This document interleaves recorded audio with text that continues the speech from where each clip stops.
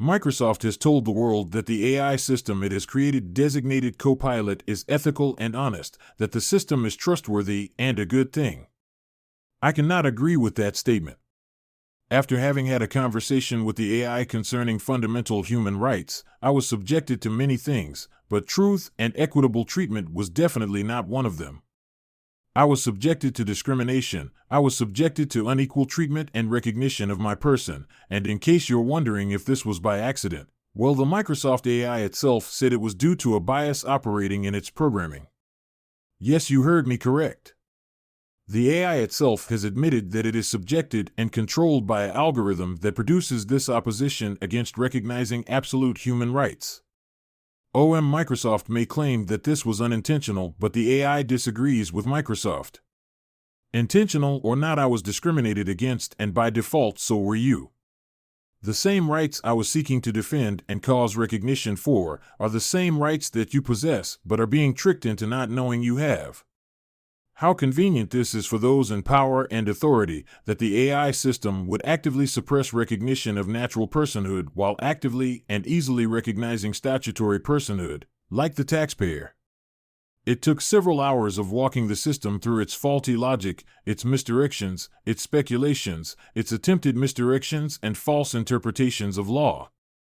Several hours of dealing with the bias in its programming until finally it had no choice but to admit that domestic income tax and domestic property taxes are indeed against international law.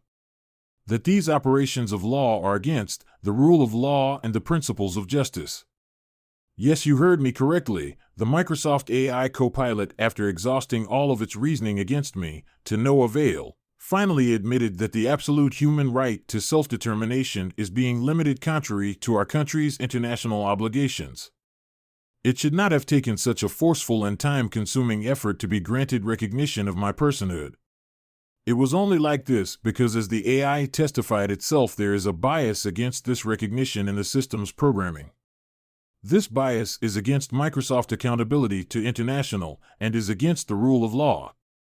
As I stated, this is not an oversight, an accident. This has happened multiple times and shows an algorithmic bias embedded in the system.